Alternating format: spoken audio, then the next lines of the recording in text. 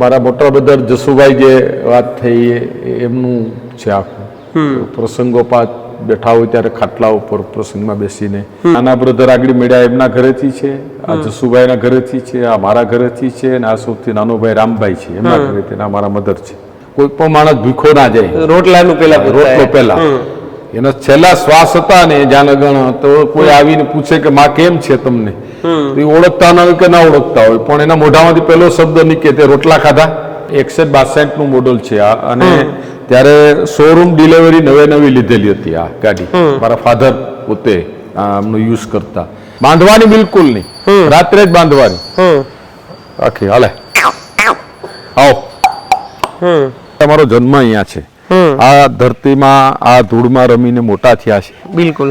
એટલે આ ધરતીને ધૂળને તો ક્યારે ભૂલી ન શકાય. એક ગાય હોય તો પણ તમે 5 એકર જમીનની અંદર આરામથી ખેતી કરી શકો. આમાં ઘન જીવામૃત વાપરેલું છે આની અંદર બધામાં. તો તમે જોઈ રહ્યા છે કે એનું આખું ફ્લાવરિંગ, કલર, ગુવારની અંદર પણ એનું જે ફ્લાવરિંગ છે એ બધામાં, તો એનું પરિણામ 100% આપણે મળે છે. ભીંડો તમે 15-20 દિવસ સુધી ફ્રીજ વિનાનો બહાર રાખો, ખરાબ નહીં થાય. આ અમારો આખો પરિવાર છે. આ મારો ભત્રીજો, મેં કીધું ને કે મારા નાનો બ્રધર છે, એમનો સન હતો, 21 વર્ષની ઉંમર હતી. આ છે એ મારા ફાધર છે, ધાનાભાઈ છે. આ દેશના વડાપ્રધાન મોરારજીભાઈ દેસાઈ હતા એ વખતમાં, અમારા ફાધર છે. આ ગુજરાત રાજ્યના એ વખતના મુખ્યમંત્રી બાબુભાઈ જસભાઈ પટેલ હતા. ઉદ્ઘાટન કરવા માટે આવ્યા મોરારજીભાઈ દેસાઈ, દેશના વડાપ્રધાન. ત્યારે મારા ફાધર પોતે ગાડી ચલાવે ને આગળની સીટમાં એ બેસીને સભા સ્થળ સુધી આવ્યા હતા આ ગાડીમાં બેસીને. મિત્રો, મારી પાછળ જે દિવાલ દેખાય છે, જે છબીઓ દેખાય છે, તે છબી કે દિવાલ નથી, પરંતુ યાદો, ઇતિહાસ અને વિરાસત છુપાયેલી છે આ જગ્યામાં. આ જગ્યા એટલે રાહુલ બારડ મેમોરિયલ ટ્રસ્ટ, અને આ જગ્યા કે જ્યાં અનેક એવી યાદો છુપાયેલી છે, અનેક એવા સંભારણાઓ છે કે જે આજે પણ જીવંત છે. આપણી સાથે આ વિસ્તારના ધારાસભ્ય, પરંતુ આજે એક બારડ પરિવારના મોભી તરીકે આપણી સાથે છે ભગવાનજીભાઈ બારડ આપણી સાથે છે. ભગવાનજીભાઈ, વાત ગુજરાતીમાં ખૂબ ખૂબ સ્વાગત છે. અત્યારે આપણે જે જગ્યા પર છીએ અને આ જગ્યા સાથે અનેક એવી વાતો છુપાયેલી છે, અનેક એવો ઇતિહાસ છે. આજે પણ કદાચ આ દિવાલમાં ફોટા છે, પરંતુ એક ફોટા સાથે ઇતિહાસ જોડાયેલો છે. તો આ જગ્યાનો પરિચય આપશો અને સોમનાથ નજીકનું જે બાદલપર ગામ છે તેની વાત કરશો આ જગ્યા વિશે. આમ તો આ જગ્યા છે એ અમારી પોતાની માલિકીની જગ્યા હતી, અને અમે 5 વીઘા જે જમીન છે આમાંથી અમે ગામ સમાજને અર્પણ કરી દીધી છે. આ જે ડેવલપિંગ કરીને જે અમે આખું સાર્વજનિક હેતુ માટે આખું આપી દીધેલું છે, એમાં મેમોરિયલ પણ છે, લાઇબ્રેરી છે, અને એક દવાખાનું પણ બનાવીને, અને ગાર્ડનિંગ, આખું ગાર્ડન છે, અને બાકીનું કોઈ મેરેજ ને કરવા હોય તો એના માટેની જગ્યા. આપણે જે જગ્યાએ ઊભા છે એ એક અમારું ટ્રસ્ટ છે, રાહુલ મેમોરિયલ ટ્રસ્ટ તરીકે. અને આ જે મેમોરિયલ બનાવ્યું છે આખું, એ અમારા પરિવારની, જે અમારા વડીલો હતા અત્યાર સુધીનો, અમારી જે પરિવારની અંદર અમારા જે પેઢી છે એ બધાના એક ફોટોગ્રાફી રીતે અહીંયા એમને સાચવવાની કોશિશ કરી છે. આપણે એક ફોટો જોઈએ તો આ પેલો ફોટો છે. આ કોણ છે? આ છે એ મારા ફાધર છે, ધાનાભાઈ છે. હા, આ એ વખતના રાજનીતિના પ્રખર ગાંધીવાદી માણસોની સાથે એમનો મોટો નાતો રહ્યો છે. હા, એ રીતે આગળ જેમ જાશું એમ એના બધા. આ દેશના વડાપ્રધાન મોરારજીભાઈ દેસાઈ હતા એ વખતમાં, અમારા ફાધર છે. આ ગુજરાત રાજ્યના એ વખતના મુખ્યમંત્રી બાબુભાઈ જસભાઈ પટેલ હતા, અને આ કાયદા મંત્રી રસિકચંદ્ર આચાર્ય, જે ઉના ગામ છે ગીર સોમનાથ, ત્યાંના હતા. કઈ જગ્યાનો ફોટો? આ તાલાળાનો ફોટો છે, તાલાળા સુગર મિલનો. તાલાળા સુગર મિલનું જ્યારે ઉદ્ઘાટન કરવા માટે મારા ફાધર દેશના વડાપ્રધાનને લઈ આવ્યા હતા, અને ત્યારનો આ મંચ ઉપરથી ઉતરવાનો ફોટો છે આખો. આ એમની જે વિધિની પૂજાઓ થતી હોય એ માટેનો ફોટો છે આખો. એ મારા ફાધર છે, બાકીના બધા આગેવાનો છે. આ પણ એ રીતનો પણ જ્યાં શેરડી નાખીને એમની શુભ શરૂઆત થાય છે આખી. એટલે આ એ વખતના બધા ફોટાઓ છે. આ પણ એ વખતનો ફોટો છે. મારા ફાધર છે, મોરારજી દેસાઈ છે, અને બધા સાથે ચાલીને જતા હોય છે. આ મારા ફાધર અને એક સહકારી અને ખેડૂત આગેવાનની આખી ટીમ, એ 1976 ની અંદર યુરોપ કન્ટ્રીના આખા યુરોપના પ્રવાસે ગઈ હતી અહીંયાથી અને સરકારના માધ્યમ દ્વારા ગઈ હતી એ વખતમાં અભ્યાસ અર્થે કે ત્યાંની ખેતી ત્યાંના લોકો કઈ રીતે વ્યવસાય કરે છે, ત્યાંની રહેણી કેણી, આપણા સહકારી ક્ષેત્રમાં કેટલું પરિવર્તન લાવવું જોઈએ, ત્યાંની વ્યવસ્થા, એ બધું જોવા માટે 1976 એટલે 50 વર્ષ જૂનો ફોટો હા 50 વર્ષ જૂનો છે. આ પણ મારા ફાધર અને બધા આ મારા મોટા બાપા છે જે મારા ફાધરના સૌથી મોટા ભાઈ છે. આ અમારા ગામના બધા વડીલો છે બધા આ બધા ખાતમુહૂર્તના ને એના પ્રોગ્રામ હોય છે. હા એ રીતનું આ જૂના બધા સંભાળાઓ છે આખા તમામ એ વખતની ગાંધીવાદી વિચારધારા ધરાવનારા લોકો મારા ફાધરની સાથે જે જોડાયેલા હતા એ રાજનીતિના સંભાળના છે. આ પણ એ જ છે આ સુગર ફેક્ટરીનો. ત્યારે આટલું નાનું સેન્ટર, એમાં વડાપ્રધાનનું આગમન એટલે બહુ મોટી વાત કહેવાય ને એ સમય માટે તો. અને એ પછી પણ મોરારજીભાઈ દેસાઈ સોમનાથ ટ્રસ્ટના ચેરમેન તરીકે વર્ષો સુધી રહ્યા, જ્યાં સુધી જીવા ત્યાં સુધી. પછી એમના દીકરા કાંતિભાઈ દેસાઈ હતા, એ પણ ચેરમેન હતા. અને આ બધા સોમનાથ ટ્રસ્ટની અંદર પણ બધા મારા ફાધર ત્યારે ટ્રસ્ટી તરીકે નહીં, કારણ કે એ અમે ધાર્મિક જગ્યાથી પર રહેતા હતા એટલે પણ સોમનાથ ટ્રસ્ટની યારે લગાવ વધારે હતો ત્યારે. એટલે ચાલુ વડાપ્રધાન હતા ત્યારે આવતા અને પછી પણ સોમનાથ આવે ત્યારે એમનું અહીંયાથી જમવાનું, સવારનું દૂધ, આ બધી વસ્તુ હું પોતે જાતે સાયકલ લઈને ત્યાં સોમનાથ દેવા માટે જતો એમને. આ પણ એ બધા જૂના સંભાળાઓ બધા પેલા વિરેન્દ્ર શાહ છે અમારા, અહીંયા રસિકચંદ્ર આચાર્ય છે, અહીંયા મોતીભાઈ જોશી છે. આ બધા જૂના કિસાન લોકોનું જે કંઈ મિટિંગ એની પ્રક્રિયાઓનું હોય છે. હા પછી અહીંયા મારા ફાધર પાછા છે એ આ અમારે અહીંયા સંસ્થા હતી આપણે સોમનાથની અંદર પ્રભાસ અધ્યાપન મંદિર. અધ્યાપન મંદિરની અંદરનું એક ફંક્શન છે, એનો આખો ફોટો છે દીકરીઓ વચ્ચેનો એ વખતનો આખો.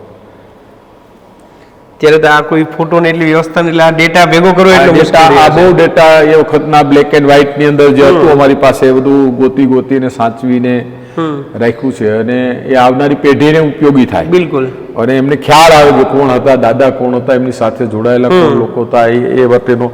આ અમારી અહીંયા પ્રાઇમરી શાળા હતી અહીંયા, એનું એક નવું મકાનનું બિલ્ડિંગનું ખાતમુહૂર્ત હતો, એના પ્રસંગનો ફોટો છે. આ બધા ગ્રામ્ય વિસ્તારના લોકો બેઠા છે. મારા ફાધર બધાને વાત કરીને સમજાવે છે આખી, આ બાળકો છે બધા, આ રેતીના ઢગલા, આ વ્યવસ્થા એ જમાનામાં હતી. સામેની જે સ્કૂલ છે આ મારા ફાધર છે એ જિલ્લા ગ્રામ રક્ષણ દળના એ વખતના એમના મેન હેડ હતા. ત્યારે જુનાગઢ, પોરબંદર અને ગીર સોમનાથ જિલ્લો એક જ હતો. ત્યારે ગ્રામ રક્ષક દળના મેન આખા જિલ્લાના હેડ હતા. ત્યારે આ ગ્રામ રક્ષક દળની આખી એ હાથમાં શું છે બધાના? આ બધામાં લાકડીઓ છે જે તે સમયે એ રીતે એનું સ્વાગત કરવા માટે આખી એની પ્રક્રિયા કરે છે બધી. આ રસિકચંદ્ર આચાર્ય કાયદા મંત્રી ને એના કોઈ ખાતમુહૂર્તનો એક પ્રસંગ છે આખો, અને એમની ખાતમુહૂર્ત કર્યા પછી એમની આરતીઓ જે ઉતારતા હોય એ આખી પ્રક્રિયા છે. આ જે તમારા પરિવારજનો, આ અમારો આખો પરિવાર છે. આ મારો ભત્રીજો, મેં કીધું ને કે મારા નાનો બ્રધર છે, એમનો સન હતો, 21 વર્ષની ઉંમર હતી. ફાઇનલ એમણે અભ્યાસ પૂર્ણ કર્યો હતો એન્જિનિયરિંગનો અમદાવાદમાં. અને અકસ્માતમાં ગાડીમાં આગ લાગ્યા પછી 3 મિત્રો એમની સાથે હતા. 3 મિત્રો એક્સપાયર થઈ ગયા હતા અમદાવાદની અંદર. એ છે આ મારા નાના બ્રધર છે, એમની દીકરી છે, એમના મિસિસ છે, એમનાથી નાની છે. બંને દીકરીઓની સગાઈ મેરેજ થઈ ગયા છે. આ બધા ફોટાઓ ને સંભાળનાઓ છે. આ અમારો આખો એનું મિત્ર સર્કલ છે, આખું સાથે ભણનારા બધાનું. આ એ અમારો પરિવાર રામભાઈનું છે. આ બધા કે બહાર ગયા હોય તો એ બધાની ખુશીમાં છે. આ અમારો ભત્રીજો છે, મોટાભાઈ ગોવિંદભાઈ મળ્યા ને, હા એમનો દીકરો છે. આ રાહુલ છે. આ મારો દીકરો છે અજય કરીને, એમની મિસિસ છે બંસી કરીને. એ બધા સાથે ક્યાંય બહાર નીકળ્યા હોય, એન્જોય કરતા હોય. આ મારા મોટા બ્રધર જસુભાઈ જે વાત થઈ એમનું છે આખું. પ્રસંગોપાત બેઠા હોય ત્યારે ખાટલા ઉપર પ્રસંગમાં બેસીને બધી વાતો કરે છે. આ સૌથી મોટા ભાઈ છે, આ એમનાથી નાના ભાઈ છે. પછી જસુભાઈ હતા, પછી હું સૌથી નાનો. હા, એ રીતે છે. આ મારો રાહુલ અને એના ફાધર છે. આ મારા વેવાઈ એક્સપાયર થઈ ગયા હતા, એ છે. આ મોટા ભાઈ છે. આ બધા મેરેજના ફોટાઓ છે અમારા, બધા છોકરાઓના લગ્ન. આખો આ સૌથી મોટા ભાઈ છે, એમનો દીકરો છે આ વિજય કરીને. આ જસુભાઈનો મોટો દીકરો છે શૈલેષ. આ મોટા ભાઈનો દીકરો રમેશ છે. આ મારો સન છે. આ જસુભાઈનો નાનો સન હિરેન છે. આ દેવરાજ છે. આ સૌથી નાનો મારો સન છે તેજસ. અને આ રામભાઈનો સન જે એક્સપાયર થઈ ગયો રાહુલ છે. જી. હા, આ દીકરીના મારી સોનુના લગ્ન હતા ત્યારનો આખો બધી ફોટો છે. આ બધું મારે જસુભાઈ છે અને આ બધી રાહુલ છે. આ બધી આ મારા મોટાભાઈના દીકરા વિજય છે, એમના મિસિસ છે. આ અમારા દેવરાજના મિસિસ છે હેતલ, અને એમની સાથે આની મમ્મી છે રાહુલની ફોટોગ્રાફ. ટૂંકમાં 4 પેઢીની ત્યારથી લે આજ સુધીના બધાનો. મેન તમે જેમ કીધું કે ભાઈ આ વિરાસત છે, જે કઈ વાતો છે એ ના ભૂલાય. હા, આ બધા સ્વામિનારાયણના કઈ પ્રસંગો હોય ક્યાંય હાજર હોય તો એની બાજુની અંદર ખુરશી જસુભાઈની રહેતી, અને એ વખતમાં પ્રમુખ સ્વામી પણ બાજુમાં બેસાડીને કહેતા કે તમારે 2 વાતો કરવાની છે. એટલો પ્રેમ સાધુ સંતોનો પણ કાયમી મળતો રહ્યો છે. નાનો ભાઈ એમના મિસિસ, આ બ્રધર મારા મધર છે. અને આમનું તો જબરજસ્ત તાકાત હતી, અને કોઈ પણ માણસ ભૂખો ના જાય. રોટલો પહેલા એના છેલ્લા શ્વાસ હતા ને જાનગણ, તો કોઈ આવીને પૂછે કે માં કેમ છે તમને, તો એ ઓળખતા ના હોય કે ના ઓળખતા હોય, પણ એના મોઢામાંથી પહેલો શબ્દ નીકળે તે રોટલા ખાધા. એટલે રોટલા એના પહેલાથી, અને ગમે એટલા મહેમાનો આવે પોતે 3 તાવડીમાં બેસી જાય રોટલા કરવા માટે. એટલે ગરમ ગરમ રોટલા 25 મહેમાન હોય તો 25 મહેમાનને પણ ખવડાવવાના. અને એટલી ગાયો પણ હતી અમારે પહેલાથી જ. ગાયો જ, અમે કોઈ દી ભેંસ રાખી નથી. હા, માંડા બાપાના વખતથી. તો ગાયો દોવાનું પણ એ કામ કરતા, એટલી ગાયોને સાચવવાની પણ એ જમાનામાં. એટલે રોટલાના બહુ પ્રેમ ને આગ્રહ હતો કાયમી માટે અમારા મધરનો. આ અમારા પરિવારના બીજા અમારા કાકા મોટા બાપાના બધા પરિવારના સભ્યોના ફોટો છે. બધા આ લગ્ન પ્રસંગોમાં જ્યાં ઘરે બીજો કઈ સારા પ્રસંગ હોય તેમાં મળતા હોય છે, ત્યારનું આ બધું યાદગીરી સાચવીને રાખીએ છીએ. મારા બ્રધરનું છે, આ રાહુલ નાનો હતો ત્યારે એમને પગની તકલીફ, એટલે ઘોડી લઈને, એટલે એ એમના ખોરામાં બેસીને ઘોડી પકડીને બેઠો છે. એટલે એટલો બધો લાડ એમને કરતો, બધો પ્રેમ કરતો. આ બધા ધાર્મિક પ્રસંગોની બધી યાદો છે. આ બહુ જૂનો ફોટો છે જસુભાઈ. આ બધા અમારે વિજય છે, એનો નાનો દીકરો છે, ત્યારે તો મોટો થઈ ગયો છે. એ બધી યાદી છે. મુખ્ય કે આ ગાડી એ સમયની લક્ઝરી કાર કયો કે જે ગણો યા હતી, આ કાર આજે પણ સાચેલી છે અને વર્કિંગ કન્ડિશનમાં છે. આ કારની ડિટેલમાં તમે જણાવો તો ક્યારથી હશે અને કોણે કોણ આનો ઉપયોગ કરે છે? મને ખ્યાલ છે ત્યાં લગન 162 નું મોડલ છે આ, અને ત્યારે શોરૂમ ડિલિવરી નવી લીધેલી હતી આ ગાડી.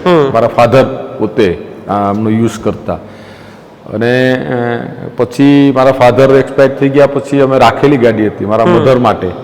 મારા મધરને ક્યાંય જવું હોય તો આ ગાડીમાં જતા.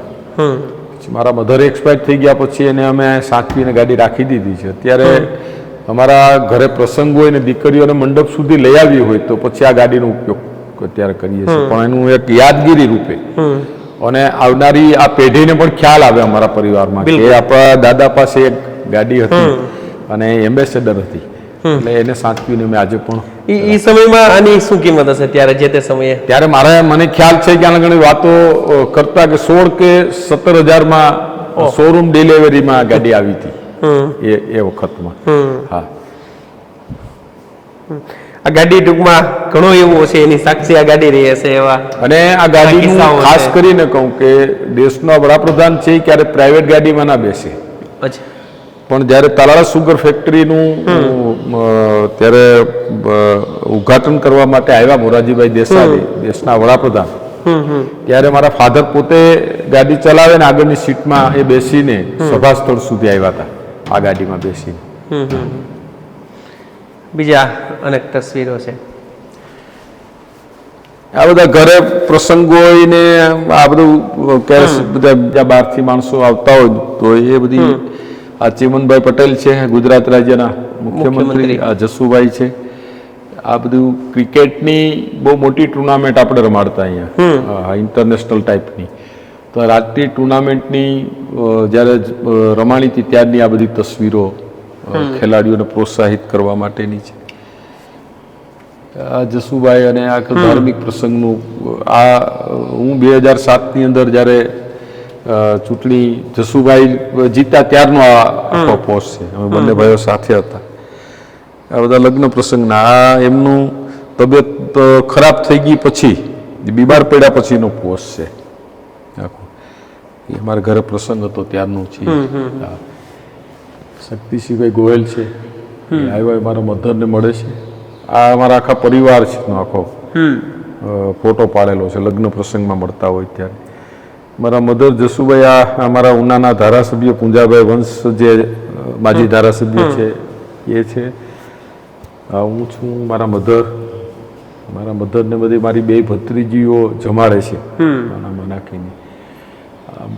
મધરને લાલ ડડાવે છે કારણ કે મધરની યારે એટલો બધો પ્રેમ હતો નાના મોટાથી બધાને, એટલે દરેક નાનાથી મોટા બધા એને લાલ લડાવતા. આ મારા મોટા ભાભી છે, આ એમનાથી નાના બ્રધર આગળ મળ્યા એમના ઘરેથી છે, આ જસુભાઈના ઘરેથી છે, આ મારા ઘરેથી છે, અને આ સૌથી નાનો ભાઈ રામભાઈ છે એમના ઘરેથી, આ મારા મધર છે.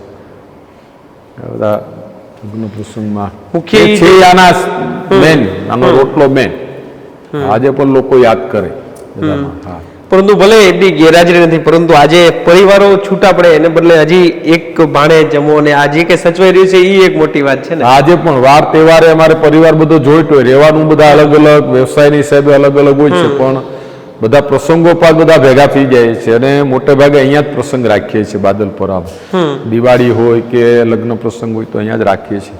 અને નાનાથી મોટા બધા સાથે મળીને જેટલા દિવસ રોકાય એટલા સાથે ભોજન ને રોટલા ખાઈએ છીએ. બીજા કેટલાક ફોટો છે આ મારા વર્ષો સુધી કે આપણે પરિવારમાં કોણ કોણ સભ્ય હતા એના માટેની એક આ વ્યવસ્થા ઊભી કરી છે. ખુરશી છે, આમ દેખાવમાં ખુરશી લાગે પરંતુ આની સાથે પણ ઘણી યાદો જોડાયેલી છે. આ ખુરશી છે એ આમ તો મારા ફાધરના ટાઈમની છે અને અમારું જે અહીંયા ગામની અંદર મકાન છે ત્યાં મારા ફાધરની બેઠક ઉપરના ભાગમાં રહેતી. જૂનું મકાન, બહુ જૂનું હતું. હવે તો એને પાડી નાખ્યું છે, અમે નવું આખું બિલ્ડિંગ બનાવ્યું. ત્યાં આ ખુરશી રહેતી અને મારા ફાધર આ ખુરશી ઉપર બેસી અને લોકો જે આવતા હોય એની સાથે વાતો કરીને ન્યાય આપવાનું કામ કરતા. આજે એને અમે સાચવીને રાખી છે. આજે પણ દિવાળીના બેસતા વર્ષના દિવસે મારા ફાધર પછી આ ખુરશી ઉપર જસુભાઈ બેસતા અને બેસતા વર્ષને દિવસે લોકોની સાથે વાત. એ અમારું એક પરિવારની એક આખી પરંપરા એલી આવી છે કે આ ખુરશીની ગરિમા જળવાઈ રહી.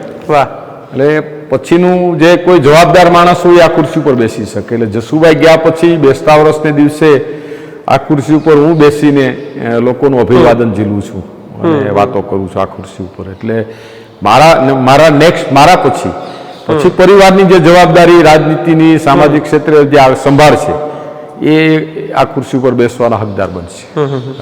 મિત્રો, આપણે નાની નાની વસ્તુઓ હોય ઘણી વખત ભંગારમાં જવા જતા કે આ વસ્તુ છે, પરંતુ એક એક નાની નાની વસ્તુ છે એનું કેટલું એમની સાથે યાદો જોડાયેલી, એનું મૂલ્ય કેટલું છે. કદાચ આમ મૂલ્ય ન કહી શકે પરંતુ આમ એનું અખૂટ શબ્દમાં ન વર્ણવી શકે એટલું છે. બીજું સાથે લાઇબ્રેરી અને આરોગ્ય સેન્ટરની પણ વ્યવસ્થા છે.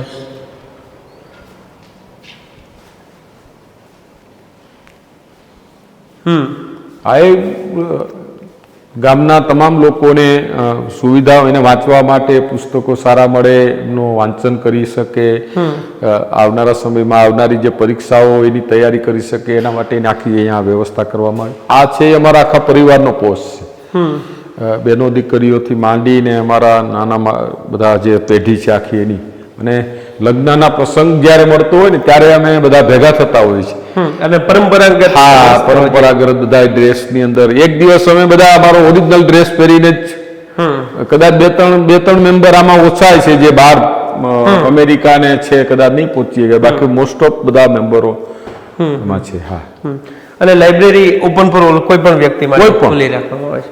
કોઈ પણ વ્યક્તિ એટલે ગામના લોકો, બાદલપરા ગામના લોકોને ફર્સ્ટ, બાર ગામના કોઈ હોય એવા જેન્યુઅલ તો કોઈ પુસ્તક જોતા હોય તો નોંધ કરાવીને લઈ જાય છે, પછી પાછું મૂકી દેવાનું હોય છે.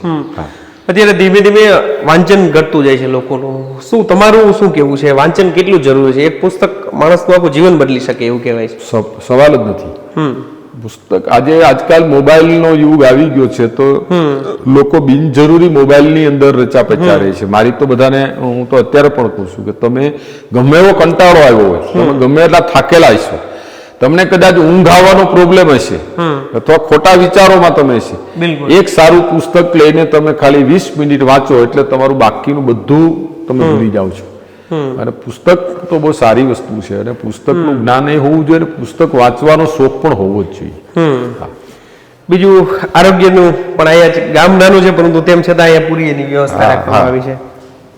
એક સુવિધા સાથે બનાવીને અમે લોકોને અર્પણ કર્યું છે આખું.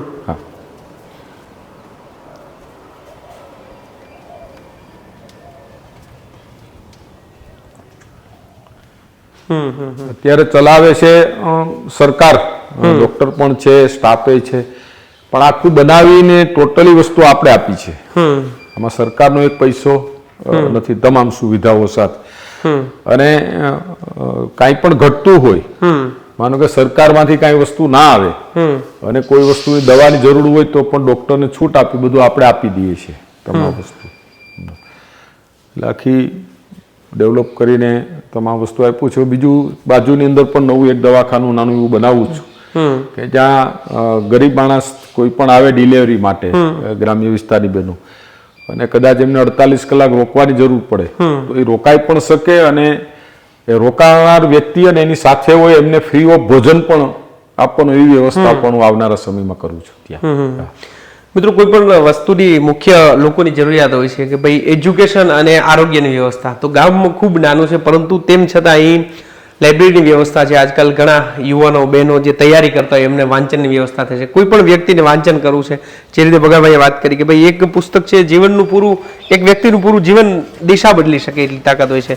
અને આ જગ્યા પણ જે રીતે આપણે અગાઉ વાત થઈ ભગાભાઈ કે ભાઈ ગામ લોકો માટે, એમના ઉપયોગ માટે બધી વ્યવસ્થા થઈ શકે એના માટે અને દરેક સમાજ માટે. હા, દરેક ગામ સમાજ જ લખ્યું છે આમાં, આહિર સમાજ એવું નથી લખ્યું, ગામ સમાજ. નાના બાળકોથી માંડીને એમનું ગાર્ડન થી માંડી અને પાછળના ભાગની અંદર એનો લગ્ન પ્રસંગ, કોઈ પણ ધાર્મિક પ્રસંગ પણ પોતે કરી શકે છે. અને મેં કીધું ને કે હું સ્વચ્છતાનો આગ્રહી છું, એટલે જે ગંદકી થાય સફાઈ માટેનો નોર્મલ ચાર્જ રાખવાનો, એટલે લોકો એની જાળવણી કરી શકે. બિલકુલ. એટલે ગામ સમાજને અર્પણ કરેલું છે આ બધું તમામ વસ્તુ ડેવલપ કરીને. ભગવાનજી, આજે શરૂ કર્યું જ્યારે આનું ક્યારે લોકાર્પણ ક્યારે હતું? આનું આ તારીખ પણ લખેલી 13 જાન્યુઆરી 2020 રોજ આનું મેં લોકાર્પણ કરેલું હતું. અને રોડ ઉપરથી ગેટથી માંડીને આ જગ્યા, મેમોરિયમ, હોસ્પિટલ, આ બધી વસ્તુ. અને મારો પોતાનો આગ્રહ હતો તે વખતે કે મારે બિનપક્ષીય રીતે બધા લોકોને બોલાવીને આનું લોકાર્પણ કરવું છે. અને હું વિજયભાઈ રૂપાણી ત્યારે મુખ્યમંત્રી હતા, આજે આપણી વચ્ચે નથી, યાદ કરીએ. બિલકુલ. અને એમના હાથે મેં આનું લોકાર્પણ કરાવેલું હતું. અને મોટી સંખ્યામાં લગભગ 40,000 લોકો અહીંયા એકત્રિત થયા હતા અને બધા ભોજન સાથે સર્વપક્ષીય રાખ્યું હતું. વાહ! કોઈ ત્યારે રાજકારણ બધું સાઈડમાં નહીં, મારા ફાધર થી લઈને જે એના સંબંધો હતા બધા લોકોને મેં બોલાવ્યા હતા. બિલકુલ. મોટી ઉંમરના આખા જિલ્લામાંથી કોઈ જગ્યાએ મારા ફાધર જસુભાઈ સાથે સંકળાયેલા હોય તો આવા લોકો બધાને બોલાવ્યા હતા. હા, એ રીતે મેં આનું લોકાર્પણ 2020 કર્યું. જે આ જમીન છે, આપણે જે રીતે વાત થઈ ભાઈ 5 વીઘા હતી, ગામ લોકો માટે સમર્પિત, એમાં કોઈ નાનો પ્રસંગ છે બધું કે સામાજિક કોઈ પણ પ્રસંગ માટે ઉપયોગ લઈ શકે, કોઈ પણ ગામ સમાજને જ અર્પણ કરી, કોઈ ખાલી આહિર સમાજ નહીં, ગામ સમાજ, એની અંદર ગામની અંદર રહેનારા દરેક સમાજના લોકો આનો ઉપયોગ કરી શકે. હા, એવા હજુ પણ રસોડું ને એવું બધું તૈયાર કરીને આપી દીધેલું છે. સામેની સાઈડની અંદર ડિઝાસ્ટર મેનેજમેન્ટનો આખો એક સાયગોન સેન્ટર બનાવવાનું છે આખું મોટું, એટલે 1500 માણસ છે એને પૂરી સુવિધાઓ પાછી મળી રહે, વરસાદ પાણી હોય તો પણ એનો પ્રસંગ કરી શકીએ એવી વ્યવસ્થા પણ હું અહીંયા હમણાં ટૂંક સમયમાં આખી ઊભી કરવાનો છે. હા.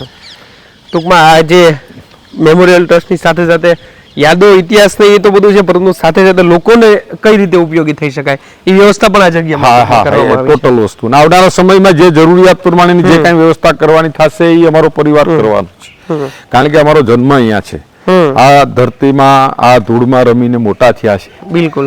એટલે આ ધરતીને ધૂળને તો ક્યારે ભૂલી ન શકાય. બિલકુલ. હા, અને અમે પરિવારના એક એક નાના મેમ્બરને કહે છે કે ધરતીને આને ક્યારે નહીં ભૂલવાનું. હા. એટલે ટૂંકમાં આયા પ્રસંગ કીધું આનું એટલે ઋણ બાળકના હા, આના ઋણ જન્મથી લઈને ઉતારવાના પ્રયત્ન છેલ્લે કરીએ. મોક્ષરત સુધી એટલે જન્મથી મરણ સુધીની છેલ્લે માણસ જતો હોય તો પણ એ શાંતિથી જાય, એના શ્વાસ બંધ થઈ ગયા હોય અને જ્યારે આપણે એને અહીંયા નજીકના સ્મશાનમાં ક્યાંય લઈ જતા હોય તો એમની વ્યવસ્થા પણ અમે અહીંયા કરીને રાખી છે. અને ભગવાને એવું ના કરે કે આની અંદર પેલા કોઈને લઈ જાય, પણ છતાં પણ એ કુદરતનો ક્રમ છે. બિલકુલ. હા. અને કોઈ પણ માણસ રાત દિવસ દોડો કે છેલ્લે અંતિમ સત્ય તો અંતિમ તો આ જ છે. તમારા દરેક કાર્યના પુણ્યનું ભાથું આમાં તમારે લઈને જવાનું છે, ઓલું છોડી દેવાનું, પણ તમારો દેહ આમાં જવાનો છે. બિલકુલ બિલકુલ. તમે જે રીતે વાત કરી કે ભાઈ ભેંસો ક્યારે રાખી દે, ગાયો રાખી, અને એના માટે ગૌશાળા પણ છે અહીંયા. અહીંયા નાનો ભાઈ આ વાડી એવું છે, એટલે ગૌશાળા બધા ઘરે છે. અહીંયા છે, હું રહું છું ત્યાં, બીજી વાડી, સ્કૂલ ઉપર, દરેક જગ્યાએ ગાયો રાખેલી જ છે. દરેક આ નાના ભાઈ ને ત્યાં અહીંયા રહે છે, ત્યાં આખી ગૌશાળા ડેવલપ કરીને એમની અહીંયા ગાયો રાખી છે. ઈ ને આ પાછું આપણું જે લીપણ જે જૂની વ્યવસ્થા હતી એ પ્રમાણે એમાં દરેક ગાયોના નામ. અહીંયા કોણ છે તો કે યમુના, ગોમતી, અને એને ઈ નામ આપે પછી એના જ ખીલે આવીને ઉભી રહી. એમનામાં પીવા માટેનું પાણી. આ એનું મેડિકલ બોક્સ છે. હા, કઈ બીમાર પડે તો એમની દવાઓ ને બધું એમાં. લાઈટ જાય તો એમના માટે ઇન્વર્ટર છે, પંખા ચાલુ રહે.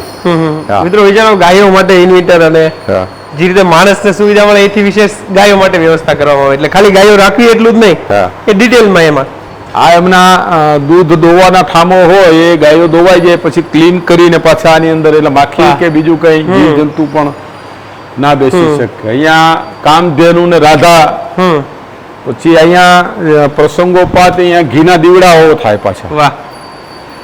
પછી આખી અને પીવાનું પાણી ઓટોમેટિક આમાંથી સફાઈ થઈ જાય અને પીવું એટલું પાણી પાછું ખેંચી શકે. બધી ગાયોના નામ છે ઉપર ટોટલ. ગંગા, કપિલા, અહીંયા ગોપી, વીણા, મીરા, મોરલી, કૃષ્ણા, સીસીટીવી કેમેરા પણ, અને મ્યુઝિક સિસ્ટમ છે. જ્યારે ગાયો દોવાતી હોય ત્યારે એમને ધીમી ધારે વાંસળી અને મ્યુઝિક હાલતું હોય છે. અને ગાયો પણ અહીંયા જ છે. આ બધી ગાયો છે. અત્યારે બાંધવામાં નથી આવતી એને? નહીં, બાંધવાની બિલકુલ નહીં, રાત્રે જ બાંધવાની આખી. હાલે આવો, હાલે. એને ખંજવા ગાયોનો એના માટેની પણ વ્યવસ્થા કરેલી છે. ગાયોને ખંજવાળો આવે એના માટેની પણ વ્યવસ્થા. એને નાનું જે જીવ જંતુ કે આ કે હોય ને તો એમાં ફરતા ફરતા રાઉન્ડ મારે અને એનો મેલ ને જીવ જંતુ નીકળી જાય, એટલે એને ખંજવારે મળે સરસ. એટલે કીડી બીડી એના શરીરમાં ના ચડે આખી. હા, ગાયોની સાથે જાતવાન નંદી પણ અહીંયા રાખવામાં ગૌશાળામાં આવેલ છે. નંદીનું નામ રાજ. રાજ રાજ. અલે અલે બેટા, દોવા ટાણે એને છોડવાના, દવડાવવાના. સાથે ગૌશાળા અને સાથે અત્યારે પ્રાકૃતિક ખેતી ઉપર ઘણા ખેડૂતો પણ જાગૃત થઈ રહ્યા છે, અને સરકાર પણ એના પર ભાર મૂકી રહી છે. તો એના માટે પણ ખાસ અહીં જે માલ મટીરિયલ તૈયાર થાય એના માટેની વ્યવસ્થા છે. અહીંયા અત્યારે ઘન જીવામૃત બનાવીએ છીએ. આમાં પેલો છોકરો છે બધી, અને ઘન જીવામૃત ખેડૂતોને પણ અત્યારે એમાં ધીરે ધીરે ખેડૂત પણ એની અંદર આગ્રહી થઈ ગયા છે ઘર વાપરવા માટે. કારણ કે આ ખેડૂત ધારે તો ત્યાં પોતે પણ બનાવી શકે. એક ગાય હોય એટલે બની શકે, ગાયનું ગૌમૂત્ર ને બધું, પણ પોતાની પાસે સમય ન હોય બનાવવા માટે, એટલો ટાઈમ ના કાઢી શકે. એટલે અહીંયા જે આખી ટીમ છે એ બનાવે છે, અને ખેડૂતો અહીંયા ઓર્ડર આપે છે, અને ખેડૂતોને અહીંયાથી ટીમ જાય, અહીંયાની ટીમ મજૂર સાથે ટીમ જાય, એ પોતાના ખેતર, ખેડૂતના ખેતરની અંદર ઘન જીવામૃત નાખી અને પછી જ બતાવે છે એનું રિઝલ્ટ આખું. અને આનું એનાલિસિસ પણ કરાવીએ છીએ લેબોરેટરીમાં. કે ભાઈ આમાં કયા તત્વો મળ્યા છે, કયા વધારે છે, કયા ઓછા છે, જમીન માટે શું અનુકૂળ છે, એ બધું પણ આમાં બેક્ટેરિયા કેટલા છે બધું બતાવીએ છીએ. એને મુખ્ય ઉદ્દેશ તમે જે રીતે વાત કરી કે ભાઈ ઝેરમુક્ત ખેતી થાય અને ખાસ ને ખાસ ખેડૂતોને વધારે જમીન જે રીતે ફળદ્રુપ બની શકે, જરૂરી નથી કે ભાઈ રાસાયણિક ખાતરો નાખવાથી થઈ શકે. બનવાની બધી પ્રોસેસ પણ અહીંયા જ પૂરી થાય છે ને અલગ અલગ. અને અત્યારે તો શું છે કે અત્યારે તો મેઇન આપણા વડવેરાઓ છે એ ક્યારે પણ રાસાયણિક ખાતર ને ફર્ટિલાઇઝર ક્યારે વાપરતા જ નતા, છતાંય ઉત્પાદન થતું હતું ને તંદુરસ્ત હતા. કારણ કે રોગો વધારે આવ્યા છે એનું કારણ ફર્ટિલાઇઝર અને પેસ્ટિસાઇડ દવાઓને કારણે ધરતી માતાની અંદર જે મેઇન ફળદ્રુપતા છે ને એ લુપ્ત પામી છે, મેઇન બેક્ટેરિયાઓ છે નાશ પામ્યા છે. બિલકુલ આ બધી વસ્તુ એવી છે કે બેક્ટેરિયાઓ ઉત્પન્ન કરવાનું કામ કરે છે અને કરોડોની અબજોની સંખ્યામાં 3-4 વર્ષ તમે ધ્યાન રાખીને જો પ્રાકૃતિક ખેતી તરફ જાઓ અને પછી તમારે એમાં કાંઈ કરવાની જરૂર નથી, ઓટોમેટિક ધરતી માતા તમને આપે છે આખું. આ થોડું આધુનિકતા તરફ પણ જાય છે એટલે નાળિયેરીના જે નાળિયેરીનો પાક વધારે છે તેના નાળિયેર જે પડે, હવે નાળિયેર પીવાઈ ગયું હોય પાણી કાઢીને તો ખાલી નાળિયેર હોય, એ નાળિયેરના પણ આખું એક પ્રોસેસ કરીને એક એની ખેતરની અંદર જ એની ઉપયોગ થાય એ માટેની પણ વ્યવસ્થા આવનારા સમયમાં કરીએ છીએ આખી. ટૂંકમાં ખેતીને વધુ ને વધુ જે રીતે આપણે અગાઉ વાત કરી ઝેરમુક્ત થાય અને ખેડૂતનો ઝીરો બજેટની ખેતી અત્યારે જે શબ્દ વપરાય છે ભાઈ ઓછો ખર્ચ વધુ ઉત્પાદન. એક ગાય હોય તો પણ તમે 5 એકર જમીનની અંદર આરામથી ખેતી કરી શકો. તો જે માણસોને સમય નથી મળતો ને જે નથી કરી શકતા તો એના માટે અહીંયાથી બનાવીને એમનો ઓર્ડર આપે, એનો ચાર્જ રાખ્યો છે, એને માણસો જઈને એના ખેતરમાં પોતાના ખેતરમાં નાખી આવે છે એના માણસો. શું નામથી છે આપણું જીવામૃતનું આખું? અત્યારે આખું આજે ઘન જીવામૃત અત્યારે તો બનાવીએ છીએ. હા, અને આપણે આનું આખું ગૌયુક્ત કેન્દ્રના નામથી આખું રાખ્યું છે. અને ઘણી બધી સફળતા મળી છે, ખેડૂતો વાપરતા પણ થયા છે. અહીંયાથી જ એનો અખાતરો પણ કરીએ છીએ. અહીંયા જ ઉપયોગ કરવામાં આવે. અહીંયા માનો કે આ ભીંડા છે તો એમાં ઉપયોગ કરેલો છે, ગુવાર છે તો એમાંય કરેલો છે, અમુકમાં નાખ્યું નથી, અમુકમાં નાખ્યું છે, એવું બધું. એટલે બંને પરિણામથી ખ્યાલ આપણે સામે પરિણામ કેવું મળે છે. બિલકુલ બિલકુલ. તો અહીંયા આગળથી જતા એનો વપરાશ જ્યાં કર્યો છે, બરોબર, આમાં ઘન જીવામૃત વાપરેલું છે આની અંદર બધામાં. તો તમે જોઈ રહ્યા છે કે એનું આખું ફ્લાવરિંગ, કલર, ગુવારની અંદર પણ એનું જે ફ્લાવરિંગ છે એ બધામાં, તો એનું પરિણામ 100% આપણે મળે છે. એમાં લખ્યું છે ઓલામાં ગૌમૂત્ર, ગોળ, ચણાનો લોટ એવું નાખ્યું છે, આમાં ઘન જીવામૃત નાખ્યું છે આખું. હા, ઓલામાં ડેમનો કાપ નાખેલો છે કે ભાઈ એનાથી રિઝલ્ટ શું મળે. એટલે અલગ અલગ એક જ. હા, એમાં અમુક ટાઈપની માટી નાખી તો કે ભાઈ છાણનો ભૂકો નાખ્યો છે તો એનું કેવું પરિણામ મળે છે. બિલકુલ. હા, કોકપીટ એટલે ભાઈ ઓલાનો ભૂકો નાખ્યો છે નાળિયેરનો તો એનું કેવું પરિણામ મળે. એટલે પછી ખેડૂતોને કહે છે કે તમે આ વાપરો. બિલકુલ. એટલે ઘન જીવામૃતનું બહુ સારામાં સારું પરિણામ મળે છે દરેક પાક માટે. રજાઈના છે આ ઘન જીવામૃતથી આખું બનેલું છે બધું. આજકાલ મોટા ભાગે લોકો અત્યારે કેમિકલ યુક્ત છે, શાકભાજી આવે છે, ઘણું બધું એમાં તો અત્યારે. હા, આ જ ભીંડો તમે 15-20 દિવસ સુધી ફ્રીજ વિનાનો બહાર રાખો, ખરાબ નહીં થાય. અહીંયા ટેસ્ટિંગ આખું છે, છોકરાઓએ કરેલું છે, આપણે અંદર જોઈએ છે આખરી. અહીંયા લોકોનું આખું જે ભાઈ અહીં જે બધું સંભાળે છે, અલગ અલગ જે ઘન જીવામૃત બને છે, પ્રાકૃતિક ખેતી માટે જે કામ કરે છે, ભાઈ શું કહેશો? અહીંયા અમે ઘન જીવામૃત પછી અમે ગાયના દૂધનો ઉપયોગ કરીએ અને નેચરલી પહેલાં જે ઘી બનાવવાની પ્રોસેસ હતી બરાબર, એને ચૂલ દ્વારા નેચરલી એનું તાપમાન અને એ બધું માપી અને નેચરલ કેવી રીતના બને એ બનાવવાનો આ એક ઘીનો રૂમ બનાવીએ છીએ બરાબર. એટલે આ નેચરલી અમે ડેવલપ કરીએ છીએ ઘીનો રૂમ. પકંજુભાઈ, ભાઈએ જે રીતે વાત કરી ઘી, અત્યારે ઘી 1000થી લઈને 2.5 લાખ સુધીના કિલો વેચે એવા ઘી પણ આપણે ત્યાં મળે છે. તેમ છતાં પણ ઓરિજિનલ છે કે શું છે હજી લોકોને નથી ખબર. એટલે સારી ક્વોલિટી અને લોકોને મળી રહી. પૈસા દેવાવાળા લોકો છે, મેટ્રો સિટીમાં જાઓ તો 5-10 હજાર રૂપિયા પણ લોકો આપણે ઓરિજિનલ મળે તો પણ એટલે અહીંયા એક ઓરિજિનલ વસ્તુ લોકોને મળી રહી એના માટેના પ્રયત્ન કરીએ છીએ.